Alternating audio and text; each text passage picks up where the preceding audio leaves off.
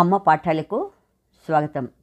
ఈరోజు మనం ఆంధ్రప్రదేశ్ 10వ తరగతి తెలుగు వాచికల్లో 4వ పాఠం ఉపన్యాస కళ అనే పాఠంలో గద్యభాగం ప్రశ్నలు, వ్యాకరణాంశాలు మొదలైన వాటి గురించి ఈ వీడియోలో మనం తెలుసుకుందాం. ఇవి చేయండి అంటూ అవగాహన ప్రతిస్పందన ఇచ్చాడు. దీంట్లో కింది ఉపన్యాసాన్ని చదివి ప్రశ్నలకు జవాబులు రాయండి అన్నాడు. ప్రఖ్యాత శాస్త్రవేత్త అయినటువంటి ఐన్స్టైన్ తన పరిశోధన గురించి వివరించడానికి ఒక నగరానికి బయలుదేరాడు. కానీ ఆ రోజు ఆయనకి ఎందుకో ఆరోగ్యం బాగాలేదు, నీరసంగా ఉన్నాడు. ఆ సార్ నీరసంగా ఉన్నాడు అని డ్రైవరు గ్రహించాడు. గ్రహించి ఏం చేశాడు, ఐన్స్టైన్ తోటి, అయ్యా ఇవాళ సభను రద్దు చేయొచ్చు కదా అని అన్నాడు. దానికి ఐన్స్టైన్ ఏమన్నాడు, ఎప్పుడో ఒప్పుకున్న కార్యక్రమం ఇది, ఎక్కువ మంది ఎదురు చూస్తూ ఉంటారు, వాళ్ళని నిరాశపరచాలంటే నాకు మనసు ఒప్పటం లేదు అని సమాధానం ఇచ్చారు. అయినప్పటికీ వాహన చోదకుడు అంటే డ్రైవర్కి మనసు ఒప్పలేదు. ఒక ఉపాయం చెప్పాడు.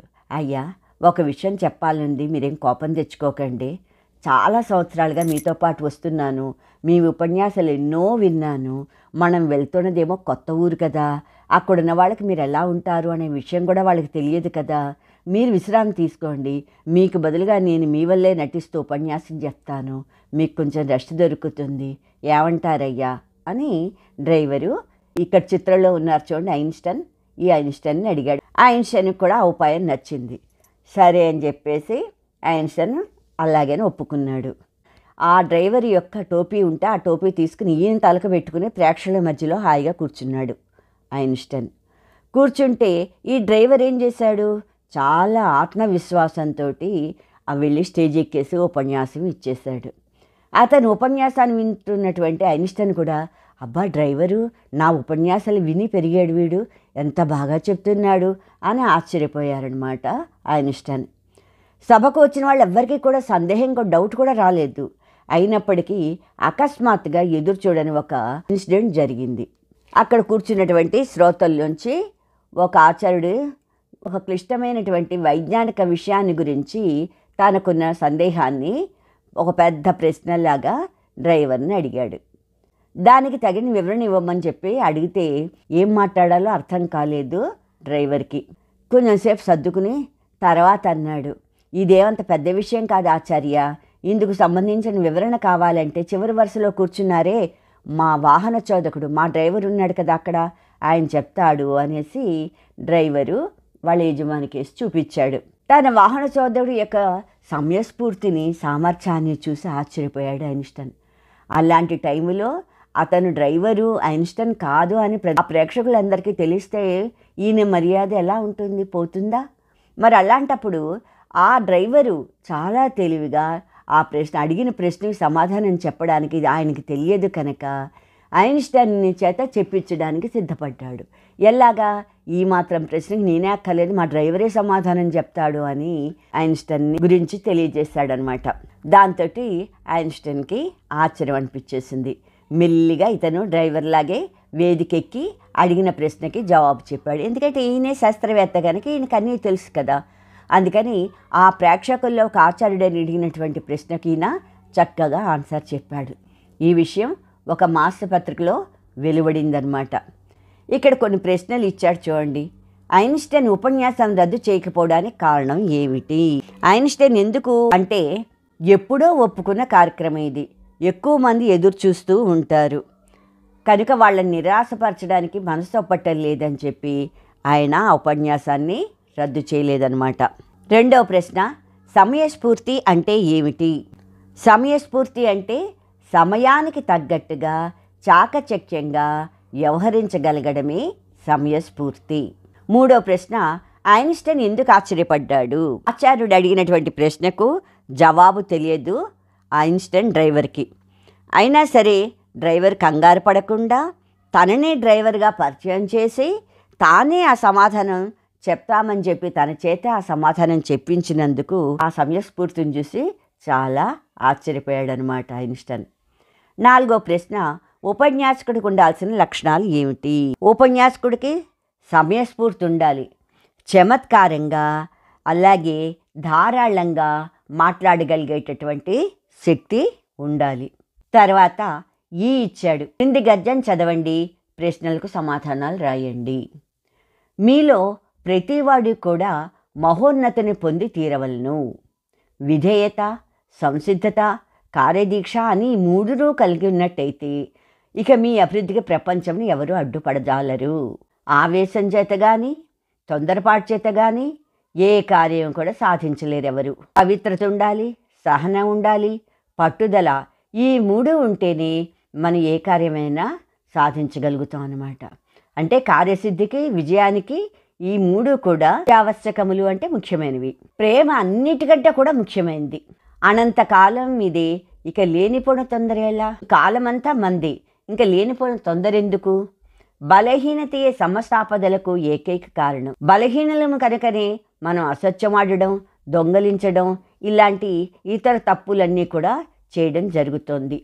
మనకు బలహీనతను కల్పించుకున్నది ఏదియో లేనిచో ఇక మనకు మరణం లేదు. మనం దేని గురించి, మనలో వీక్నెస్ లేకపోతే మనకి ఇంకా మరణం అనేదే లేదు, దుఃఖం లేదు.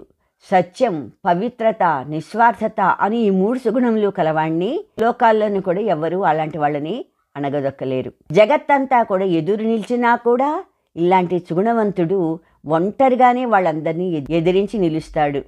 లే, ధైర్యవంతుడివై బలవంతుడివై నిలబడు. బాధ్యతనంతను నీ మీదే పెట్టుకో. నీ విధికి నీవే కారణం అవుతావు, అది తెలుసుకో. నీకు కావలసిన బలమంతా, సహాయమంతా నీ దగ్గరే ఉంది. కాబట్టి నీ భవిష్యత్తు నీవే నిర్మించుకో. బలమే జీవనం, బలహీనతే మరణం. బలమే సుఖం, బలహీనతే దుఃఖం. అభివృద్ధికరం లేనటువంటి, లోకోపకారం లేనటువంటి గొప్ప భావములని బాల్యకాలం నుండి మీ మనంబున ప్రవేశింపచేయండి అని చెప్పి వివేకానంద సింహనాదం చేశాడు. కింద ప్రశ్నలు ఇచ్చారు చూడండి. మొదటి ప్రశ్న, మన అభివృద్ధి చెందాలంటే ఏం కలిగి ఉండాలి? అభివృద్ధి చెందాలంటే మనకి విధేయత, సంసిద్ధత, కార్యదీక్ష ఈ మూడు ఉంటే మన అభివృద్ధిని ఎవ్వరు కూడా ఆటంకపరచలేరు. రెండో ప్రశ్న తీసుకుంటే, కార్యసిద్ధికి అవసరమైనవి ఏమిటి? కార్యసిద్ధికి పవిత్రత, సహనం, పట్టుదల ఈ మూడు ఉంటే కార్యసిద్ధికి, విజయానికి అడ్డే లేదనమాట. మూడో ప్రశ్న, బాల్యదశ నుండి ఎటువంటి భావములను మనసులో ప్రవేశింపచేయాలి? చిన్నప్పటి నుంచి కూడా అభివృద్ధికరం లేనటువంటివి, లోకానికి ఉపకారం కలిగించేటటువంటివి అలాంటి గొప్ప భావాల్ని మనం చిన్నపిల్లల మనసులో ప్రవేశింపచేయాలన్నమాట. నాలుగో ప్రశ్న, పై పేర ఆధారంగా ప్రశ్నను తయారు చేయండి. లోకాలలో ఎవరైనా ఎవరిని అణగదొక్కలేరు అనేది ప్రశ్న. తర్వాత ఈలో కింది వానికి సందర్భ సహిత వాక్యాలు రాయండి. మొదటిది, నా వాక్తో నేను పోగొట్టుకున్నవన్నీ తిరిగి సంపాదించుకోగలను. దీనికి కవి పరిచయం ఏమిటి? ఈ వాక్యం వాసిరెడ్డి సీతాదేవి గారు రచించిన సాహిత్య సామాజిక వ్యాస సంపుటి నుంచి గ్రహింపబడిన ఉపన్యాస కళ అనే పాఠ్యభాగంలోనిది. సందర్భం, రచయిత్రి మాట యొక్క గొప్పతనాన్ని వివరిస్తున్నప్పుడు ఆక్స్ఫర్డ్ శబ్దకోశకారుడు డేనియల్ వెబ్స్టర్ పలికినటువంటి సందర్భంలోది ఈ మాట. తన మాటలతో తాను పోగొట్టుకున్నవన్నీ తిరిగి సంపాదించుకోగలను అనే ఆత్మవిశ్వాసంతో డేనియల్ వెబ్స్టర్ అన్నారనేది దీని భావం. రెండవది తీసుకుంటే, మాట్లాడగల శక్తి ప్రతి మానవుడికి ఉంది, ఆ వాక్కు నేను సానబట్టాను.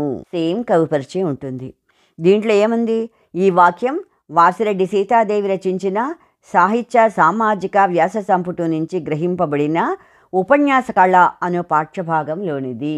సందర్భం ఏమిటంటే, వక్త గురించి, వక్తృత్వం గురించి వివరిస్తూ రచయిత్రి చర్చిల్ మాటలను తెలియజేసినటువంటి సందర్భంలోనిది. భావం ఏమిటి? తన ఉపన్యాస కళను మెరుగుపరుచుకునే క్రమంలో చర్చిల్ తన మాటలకు పదును పెట్టుకున్నాడు. నా వాక్కు నేను సానబట్టానట, చర్చిల్ తన మాటలకు తాను పదును పెట్టుకున్నాడు అనేది దీని భావం. మూడవది, తెలివైన వక్త శ్రోతల ఆసక్తి స్థాయి పడిపోకముందే తన ఉపన్యాసం ముగిస్తాడు. కవిపరిచయం సేమ్ ఉంటుంది. ఈ వాక్యం వాసిరెడ్డి సీతాదేవి రచించిన సాహిత్య సామాజిక వ్యాస సంపుటి నుండి గ్రహించబడిన ఉపన్యాస కళను పాఠ్యభాగంలోనిది. సందర్భంలోకి వచ్చినట్టయితే, ఉపన్యాస ఉపసంహారం గురించి రచయిత తెలియజేసినటువంటి వాక్యము. భావం ఏమిటి? తెలివైనటువంటి ఉపన్యాసకుడు ఉపన్యాసం ఇచ్చేటప్పుడు ప్రేక్షకుల ఆసక్తిని గమనించి వారి ఆసక్తి తగ్గిపోకముందరే ఉపన్యాసం ముగిస్తాడు అనేది దీని యొక్క భావం. తీసుకుంటే పాఠం ఆధారంగా క్రింది ప్రశ్నలకు ఏకవాక్య సమాధానాలు రాయండి. మొదటి ప్రశ్న, వక్త వేదికపై ఎలా ప్రవర్తించాలి? వక్త వేదిక మీద సభాకంపం లేకుండా అంటే స్టేజ్ ఫియర్ లేకుండా హుందాగా ప్రవర్తించాలి.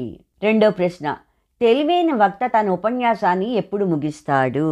తెలివైన వక్త శ్రోతల ఆసక్తి పడిపోకముందరే తన యొక్క ఉపన్యాసాన్ని ముగిస్తాడు. మూడో ప్రశ్న, ఉపన్యాసంలో ప్రేక్షకులను ఆకట్టుకునే చిట్కా ఏమిటి? ఉపన్యాసంలో ప్రేక్షకులను ఆకట్టుకునే విధంగా గంభీరంగా సభాకంపం లేకుండా ఉపన్యసించాలి. అదే దానికి చిట్కా అన్నమాట. భాషాంశాలు పదజాలం అన్నాడు ఇక్కడ. క్రింది వాక్యాల్లో ఎరుపు రంగులో ఉన్న పదాలకు అర్థాలు రాసి వాటితో వాక్యాలు రాయండి. కఠిన పదాలకు శబ్దకోశంలో అర్థాలు ఉంటాయి. ఈ శబ్దకోశం అనేది ఎరుపు రంగులో ఉంది మన టెక్స్ట్ బుక్లో. శబ్దకోశము అంటే ఏమిటి? నిఘంటువు, డిక్షనరీ అన్నమాట. దీనికి సొంత వాక్యంలో రాయాలంటే సూర్యాంధ్ర నిఘంటువు చాలా పెద్దది. రెండవది, ఎవ్వరిని అపహాస్యం చేయకూడదు. అపహాస్యము అంటే వేళాకోళం. దీనికి సొంత వాక్యం ఏంటి? పెద్దలను వేళాకోళం చేయకూడదు. తెలివికి సానపట్టు సాధనాలు పుస్తకాలు. ఇక్కడ సానపట్టు దగ్గర ఏం చేశాడు? ఎరుపు రంగులో రాశాడు. సానపట్టు అంటే దానికి అర్థం ఏమిటి? పదును పెట్టు అని అర్థం. దీనికి సొంత వాక్యం ఏమిటి? ఎప్పుడూ పుస్తకాలను చదువుతూ మన తెలివికి సాన పెడుతూ ఉండాలి.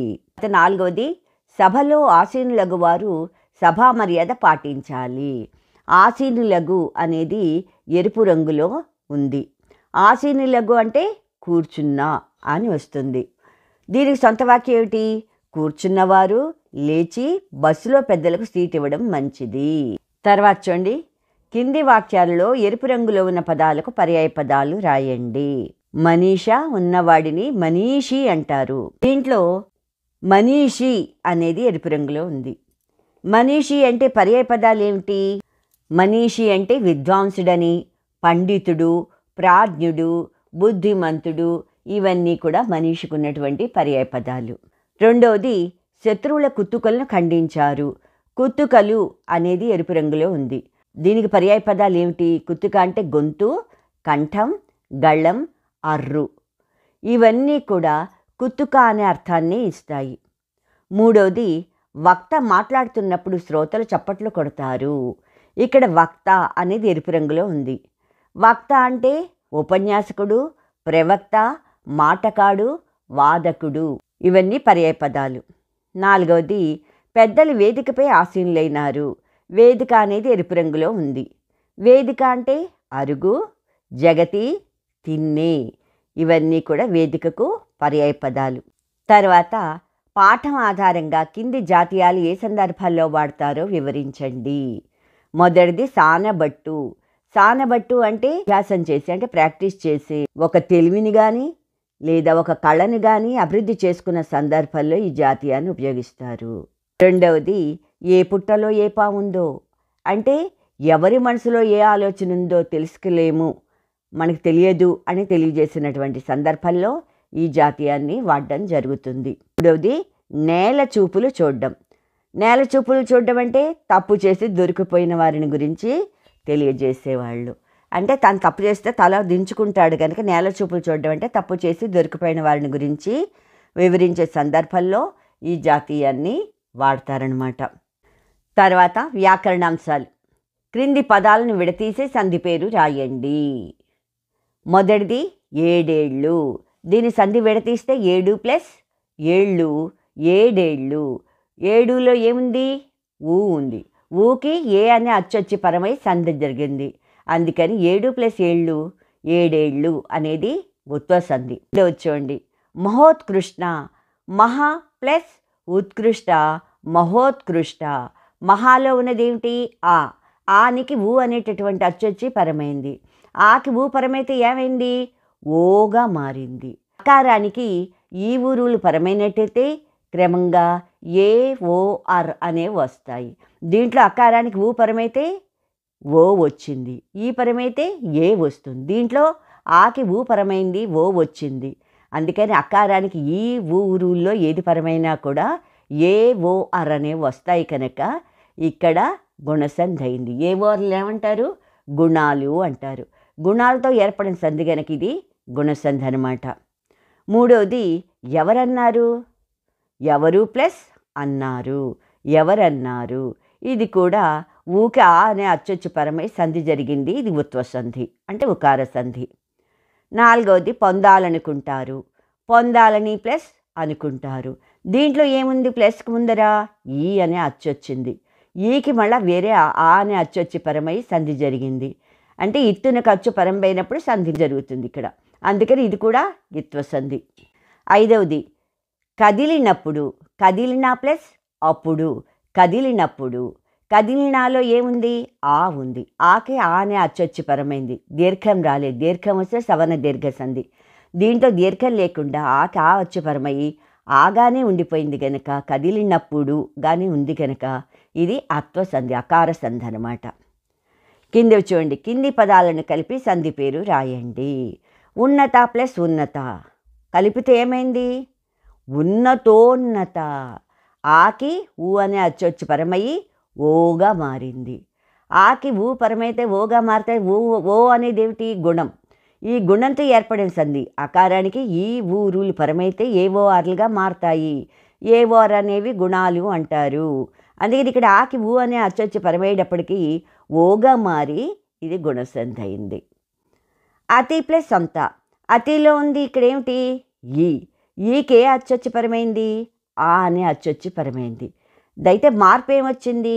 యా అనేది వచ్చింది. ఈ ఊరులకు అసవర్ణమైనటువంటి అచ్చులు వచ్చి పరమైనప్పుడు క్రమంగా యా వా రా అనేవి వస్తాయి. యవరాలతో ఏర్పడే సంధి కనుక యవరాలను ఏమన్నారు? ఎన్నులు అన్నారు. అందుకే యవరాలతో ఏర్పడిన సంధి కనుక దీనికి అనాదేశ సంధి అనే పేరు వచ్చింది. దీంట్లో ఈ దీనికి అసవర్ణం అంటే సమానమైన వర్ణం కానటువంటి అచ్చొచ్చి పరమైంది. పరమైతే ఏమవుతుంది? ఏ యాగా మారింది. అత్యంత అయిందనమాట. మూడోది ఉత్తమము ప్లస్ అయినది. ఉత్తమము మూలో ఉన్నది ఏమిటి? ఇక్కడ ఊ. ఊకి అయ్యన అచ్చొచ్చి పరమై సంధి జరిగింది, ఉత్వ సంధి. స్వోత్కర్ష. స్వ ప్లస్ ఉత్కర్ష, స్వోత్కర్ష. స్వ ప్లస్ ఊ. ఆకి ఊ అనే పరమైతే ఏమైంది? ఓగా మారింది. ఇంతకుముందు చెప్పుకున్నట్టే ఆకారానికి ఈ ఊరులు పరమైతే ఏ ఓరలుగా మారితే అది గుణాలు కనుక గుణసంధి. ఇక్కడ ఆకి ఊ అనే అచ్చొచ్చి పరమయ్యి ఓగా మార్పు చెందింది, అందుకే ఇది గుణసంధి. తర్వాత చూడండి, ప్రాతాది సంధి. క్రింది వాక్యాల్లో ఎరుపు రంగులో ఉన్న పదాలను పరిశీలించండి అన్నాడు. మొదటిది వసంతకాలంలో క్రొమ్మావి చిగురు తిని కోయిల్ చక్కగా పాడుతుంది. రెండోది విద్యార్థుల ముంజేతికి విద్యాదీక్ష కంకణాలు కట్టుకున్నారు. మూడోది పుస్తకంలో మున్నుడి ఎన్నో విషయాలు తెలియజేసింది. నాలుగవది పిల్లలు చెట్లకు లేమొగ్గలు కోసుకున్నారు. ఐదవది పనిచేసేవాళ్ళు క్రొంజెమటలు చిందిస్తున్నారు. 6 కృష్ణకు మీగడ అంటే ఇష్టం. 7వది వేసవి ప్రారంభంలో కొత్త కుండలు కొన్నాం.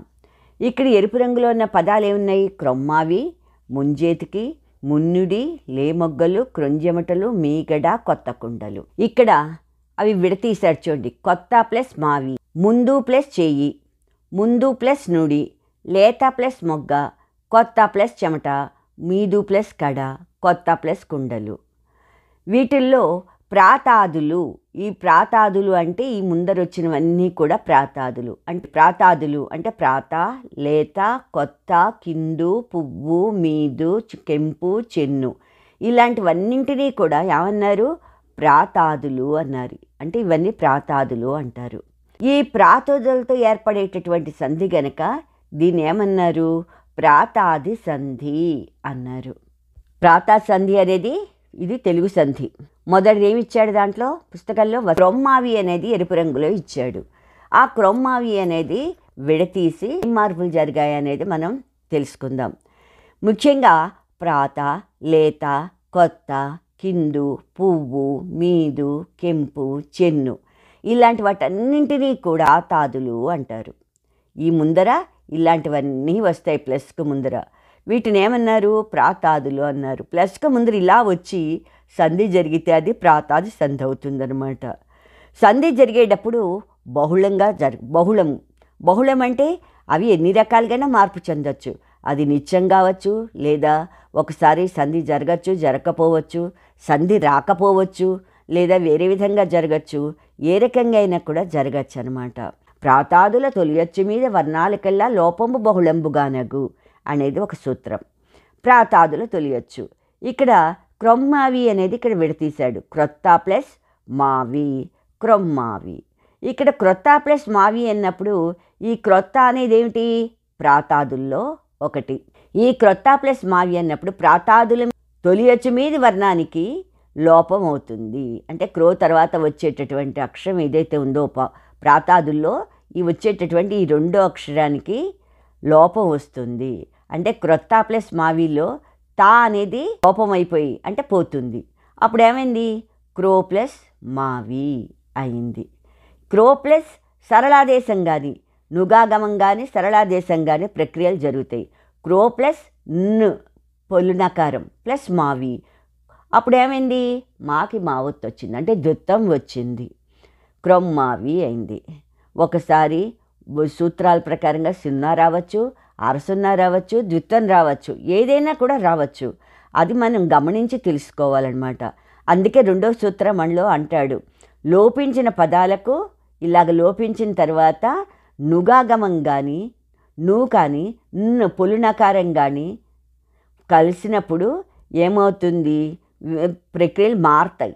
ఇవి మారి తుది రూపాలు వస్తాయి. అంటే ఇక్కడ మారిన తర్వాత వచ్చే రూపాలు ఇక్కడ ఉంటాయన్నమాట. ఒకసారి ద్విత్వం రావచ్చు, ఒకసారి అరసున్నా రావచ్చు, ఒకసారి సున్నా నిండు సున్నా రావచ్చు. ఇలాగా రకరకాలుగా మారి తుది రూపం వస్తుంది అనేది దీంట్లో చెప్పాడనమాట. అలాగే ప్రాతాసంధిలో ప్రాతాదులకు చెప్పిన లక్షణాలు ఉన్నాయి. ఏమిటా లక్షణాలు అంటే పరపదంలో పరుషాలు కానీ పరుషేత్రాలు కానీ ఇంకేమైనా రావచ్చు. అంటే ప్లస్ తర్వాత ప్లస్కు ముందర వచ్చే అక్షరము అది లోపిస్తోంది. తర్వాత ప్లస్ తర్వాత పరుషమైనా రావచ్చు, లేదా వేరే పరుషేత్రాలైనా రావచ్చు. పరుషాలు అంటే ఏమిటి? కచ్చట తప్పలు. ప్లస్ తర్వాత కచ్చట తప్పలు రావచ్చు, లేదా వేరే ఏదైనా రావచ్చు. వాటిని ప్రయోగించే సందర్భంలో మనకి సరళం వస్తుందా, నిండు సున్నా వస్తుందా, అరసున్నా వస్తుందా, ద్విత్వం వస్తుందా అనేది మనం గమనించడం ద్వారా వీటిని తెలుసుకోవాలన్నమాట. రెండోది తీసుకోండి. ఇక్కడ ముంజేతి అనే దగ్గర ఎరుపు రంగులో అది రాయడం జరిగింది. అంటే దాన్ని సంధి విడతీయాలి మనం. ముంజేతి అంటే ముందు ప్లస్ చేయి. ప్రాతాదుల తొలి అచ్చు మీద ఉన్న వర్ణం లోపమైంది, అంటే దూ పోయింది. పోయిన తర్వాత ఏమొచ్చింది? ఇక్కడ పరుషం వల్ల సరళంగా మారి ముంజేయి అయిందనమాట. ఈ రెండో సూత్రంలో ఏమైంది? లోపించిన పదాలకు నువ్వు కానీ సరళాదేశం కానీ ప్రక్రియలు జరగడం ద్వారా ఇక్కడ తుదిగా చివరికి ఇలా మార్పు చెందింది. ఇలా తుది రూపాలు వచ్చాయి. మూడో చూడండి, ఈ పుస్తకంలో మున్నుడి ఎన్నో విషయాలు తెలియజేసింది. మున్నుడి అనేది ఎరుపు రంగులో ఉంది, దాన్ని విడతీయాలి. ముందు ప్లస్ నుడి మున్నుడి అయింది. ముందు ప్లస్ నుడి అనేది ముందు అనేది ప్రాతాదుల్లో మొదటిది. ఈ ప్రాతాదుల్లో తొలి అచ్చు తర్వాత ఉన్నటువంటి వర్ణం లోపిస్తుంది, అంటే దు అనేది లోపించింది. తర్వాత ఏమొస్తుంది? ను అనేది వచ్చింది. ను అనేది ఆగమ ముందు ను అన్నట్టుగా ను అనేది ఆగమంగా వచ్చింది. ప్లస్ నుడి. అప్పుడు ఏమైపోయింది? ముందు ప్లస్ ప్లస్ నుడి అన్నప్పుడు మున్నుడిగా మార్పు చెందింది. అంటే ప్రాతాదుల్లో ఉండే తొలి అచ్చు మీద వర్ణం లోపం వచ్చింది. లోపం వచ్చిన తర్వాత ఇక్కడ పరుషాలకు సంబంధించినటువంటి కచ్చడ తప్పల్లో ఒకటి కాకుండా పరుషేతరం వచ్చి పరమైంది. అంటే కచ్చడ తప్పలు కాకుండా వేరే అక్షరం వచ్చి పరమైంది. దీనికి పరమైతే ఏమవుతుంది? అనేది లేమింగ్ చేసి, అంటే ఉన్నదేది పోతుంది, పోయి లేమింగ్ చేసి అంటే లేకుండా చేసి దీనికి బదులుగా ఏమొచ్చింది? ద్విత్వం వచ్చింది. నాగవత్తు వచ్చింది. నా వత్తే కదా ఇక్కడ, నా వత్తు వచ్చి మున్నుడి అయిందనమాట. నాలుగోది, పిల్లలు చెట్లకున్న లే మొగ్గలు కోసుకున్నారు అని ఉంది.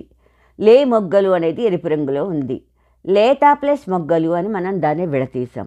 ఈ లేత అనేది ఏమిటి? ప్రాతాదుల్లో ఒకటి లేత అనేది కూడా. లేత ప్లస్ మొగ్గలు అని విడతీసాం కదా. సూత్రం ప్రకారంగా ఏమవుతుంది? ప్రాతాదుల్లో తొలి అచ్చు మీద వర్ణం లోపం అవుతుంది. లేతాలో ఉండేటటువంటి ఈ విడతీసిన తర్వాత ఈ అక్షరం పోయింది. పోయిన తర్వాత ఏమైంది? లే ప్లస్ మొగ్గలు, లే ప్లస్ ఇన్ ప్లస్ మొగ్గలు అని రావచ్చు. లే ప్లస్ ఇన్ ప్లస్ మొగ్గలు అని వచ్చినా కూడా ఈ ఇన్ అనేది లోపమైపోయి లే మొగ్గలుగా వచ్చిందనమాట. ఇక్కడ సూత్రం ప్రాతాదుల తొలియచ్చు మీద వర్ణాలకెలా లోపం బహుళంబుగానగు అనేది సింపుల్ సూత్రం. ఈ ప్రాతాదుల్లో లేత అనేది ప్రాతాదులు, ఈ ప్రాతాదుల్లో తొలియచ్చు తర్వాత ఉండే అక్షరం లోపమైపోయింది, సంధి జరిగింది, లే మొగ్గలు అయింది. ఇక్కడ 5వది తీసుకుంటే పనిచేసే వాళ్ళు క్రొంజెమటలు చిందిస్తున్నారు. క్రొంజెమటలు అనేది ఎరుపు రంగులో ఉంది. క్రొంజెమటలు అనేది కనుక మనం సంధి విడతీస్తే కొర్త ప్లస్ చెమటలు అని విడతీస్తాం. ప్రాతాదుల్లో క్రొత్త అనేది కూడా ఒకటి. ప్రాతాదుల్లో తొలి అచ్చు తర్వాత ఉండే అక్షరం లోపిస్తుంది. పెంచిన తర్వాత ఈ పొలు నకారం అనేది ఖచ్చితంగా వచ్చి తీరుతాయి. పొలు నకారం వచ్చింది. క్రో ప్లస్ ఇన్ ప్లస్ చెమటలు. ఇక్కడ దీనికి తర్వాత ఏమొచ్చింది? చా అనేది పరుషాలు వచ్చి కలిశాయి. అప్పుడు ఏమైపోయింది? క్రో చేయల్లా జాగా మారింది. ఈ పొలు నకారం ఏమైపోయింది? ఇక్కడ సున్నాగా వచ్చేసింది. ఒకసారి రావచ్చు, ఒకసారి సున్నా కావచ్చు, ఒకసారి అరసున్నా కావచ్చు, లేదా ద్విత్వంగారైనా రావచ్చు.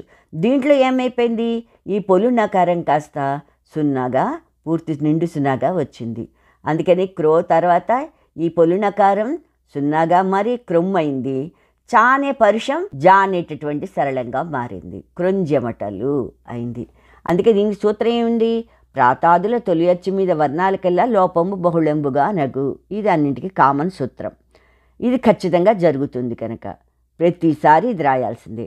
ఇంకా రెండోది ఉంది, లుప్తశేషంబునకు. లుప్తశేషము అంటే ఈ క్రొత్తాలో తా అనేది పోయింది. పోయిన తర్వాత మిగిలింది ఏముంది? మిగిలిన దానికి క్రోకి చెమటలు అనేది కచట తపల్లో పరుషాల్లో చా అనేది వచ్చి దీనికి ప్లస్ అయింది. ఇక్కడ ఉండేటటువంటి ఈ నుగాగమానికి ఈ పరుషం వల్ల ఏమైపోయింది? సరళంగా వచ్చి క్రొంజెమటలుగా మార్పు చెందిందనమాట. ఈ రకంగా తుది రూపం వచ్చింది దీనికి. 6వది తీసుకుంటే కృష్ణకు మీగడ అంటే ఇష్టం. మీదు ప్లస్ కడ అని మనం విడతీయాల్సి వస్తుంది. మీదు ప్లస్ కడ అంటే మీదు అనేది కూడా ప్రాతాదుల్లో ఒకటి. అందుకే ఇది ప్రాతాదుల తొలియచ్చు. ఈ తొలియచ్చు మీద వర్ణానికి మీదులో ఉండేటటువంటి తొలియచ్చు తర్వాత ఉండే అక్షరం అవుతుంది లోపం అవుతుంది. లోపం బహుళం కదా, లోపం అయిపోయింది. మీదు అలా మీ తర్వాత ఉండే దు పోయింది. మీ plus in plus kada, me plus in plus కడాగా వచ్చింది. ఒకసారి ఇది పొలినకారం ఆర్సునగా రావచ్చు, లేదా లేకుండానూ పోవచ్చు. అప్పుడు ఏమవుతుంది?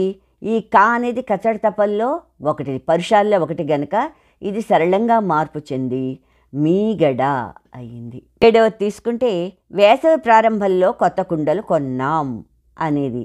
దాంట్లో కొత్త కుండలు అనేది ఎరుపు రంగులో రాశాడు. దీని సంధి విడతీసాం. కొత్త ప్లస్ కుండలు, కొత్త కుండలు. మార్పు ఏమైనా వచ్చిందా? రాలేదు. కానీ సంధి మాత్రం జరిగింది. కొత్త అనేది ఏమిటి? ప్రాతాదుల్లో ఒకటి క్రొత్త అనేది. ఈ ప్రాతాదుల్లో ఉండేటటువంటి తొలి అచ్చునకు లోపంబు బహుళంబుగా నగు అంటాం. బహుళంబుగా నగు అనేది గుర్తుపెట్టుకోండి. బహుళంబుగా నగు అంటే బహుళం అంటే నిత్యం కావచ్చు, వైకల్పికం కావచ్చు, సంధి రావచ్చు, రాకపోవచ్చు అన్నట్టుగా ఉంటుంది కదా. దీంట్లో సంధి జరగలేదు. సంధి ఎక్కువగా జరగలేదు కనుక ఏమైంది? కొత్త లోపము రాలేదు, సంధి ఎక్కువ జరగలేదు. కొత్త ప్లస్ కుండలు సేమ్ యాజిటీజ్గా కొత్త కుండలుగానే ఉండిపోయింది. అంటే దీంట్లో సమాసం మీద ప్రాతాదులతో సంధి ఏర్పడింది కనుక ప్రాతాది సంధి అయింది. ఈలో చూడండి, కింది సమాస పదాలకు విగ్రహవాక్యాలు రాయండి. మొదటిది శబ్దశక్తి. శబ్దశక్తి అంటే విగ్రహవాక్యం ఎలా రాస్తాము? శబ్దం యొక్క శక్తి. దేని శక్తి? శబ్దం యొక్క శక్తి. ఇది షష్ఠి తత్పురుష సమాసం అవుతుంది. రెండోది కార్యక్షేత్రం. ఇక్కడ ఏమిటా క్షేత్రము? కార్యమనే క్షేత్రము అనేది విగ్రహవాక్యం. ఇది రూపక సమాసంలోకి వస్తుంది. ఇక్కడ మూడోది సమయ సందర్భాలు. దీంట్లో సమయము ఉంది, సందర్భము ఉంది. ద్వంద్వ సమాసం రెండూ ఉన్నాయి కనుక సమయానికి సందర్భానికి రెండింటికి ఇంపార్టెంట్ ఉంది కనుక ఇది ద్వంద్వ సమాసం. తర్వాత 4వది వింత చప్పుడు. చప్పుడు ఎటువంటిది? వింతగా ఉన్నది. వింతైన చప్పుడు. అందుకని ఇది విశేషణ పూర్వపద కర్మధారే సమాసం. వింత అనే విశేషణం ముందర వచ్చింది కనుక విశేషణ పూర్వపద కర్మధారే సమాసం. 5వది సభాకంపం. సభాకంపం అంటే సభ యందు కంపం.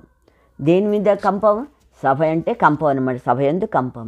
అందున్నన్ సప్తమి విభక్తి, అందుకని ఇది సప్తమి తత్పురుష సమాసం అన్నమాట. ఇది తీసుకున్నట్టయితే క్రింది పదాలకు విగ్రహవాక్యాలు రాయండి, సమాసం పేరు కూడా రాయండి అన్నాడు. మొదటిది గులాబీ పువ్వు.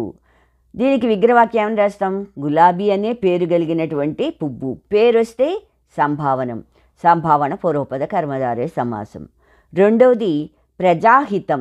ఎవరి యొక్క హితం ఇది? ప్రజల యొక్క హితం. అందుకని యొక్క అని వచ్చింది కనుక షష్ఠీ తత్పురుష సమాసం. మూడవది ప్రసన్న వదనం. వదనం ఎలా ఉంది? ప్రసన్నమైనటువంటి వదనం. ఈ ప్రసన్నము అనేది విశేషణం ముందరగా వచ్చింది కనుక విశేషణ పూర్వపద కర్మధారే సమాసం. నాలుగవది కవితా చరణం. దేనికి చరణం ఇది? కవితకు చరణం. కు ఇది కూడా కిన్కుని యొక్క లోన్ లోపల షష్ఠీ విభక్తి కదా, షష్ఠీ తత్పురుష సమాసము. ఐదవది 2 నిమిషాలు. ఎన్ని నిమిషాలు? 2 నిమిషాలు.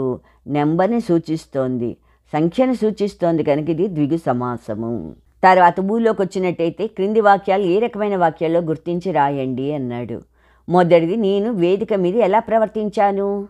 క్వశ్చనే కదా, అందుకని ప్రశ్నార్థక వాక్యం అయింది. రెండోది అలవాటును అదుపులో పెట్టుకోవాలి, అది ఖచ్చితంగా ఇలా చెయ్యని చెప్తున్నాడు, అందుకని ఇది విద్యార్థక వాక్యం అయింది. ఖచ్చితంగా ఇలా ఉండాలి, చెయ్యాలి అని చెప్పడమే విద్యార్థక వాక్యం. మూడోది ముందు మాట్లాడిన వక్తాభిమానులు శ్రోతల్లో ఉండవచ్చునేమో, దీంట్లో సందేహం ఉంది, ఉన్నారో లేదో అన్నట్టుగా సందేహం, అందుకని ఇది సందేహార్థక వాక్యం అయింది. నాలుగవది అది ప్రయత్నిస్తే వచ్చేది కాదా అలా క్వశ్చన్ వేశాడు, అందుకని ఇది ప్రశ్నార్థక వాక్యం అయింది. తర్వాత తీసుకున్నట్టయితే ఈ పాఠంలో ప్రశ్నార్థక వాక్యాలను గుర్తించి రాయండి. మీ టెక్స్ట్ బుక్లో ఉండే ప్రశ్నార్థక వాక్యాలను గుర్తించి రాయాలి. ఉదాహరణకి ఇక్కడ ఒకటి వక్తృత్వ ప్రావీణ్యత ఒక వరమా, అది క్వశ్చనే కదా, వరమేనా కాదా అనేది క్వశ్చన్. రెండోది ఇది పుట్టుకతో వచ్చే కళ ఎలా అవుతుంది, ఇది కూడా ప్రశ్నార్థకమే.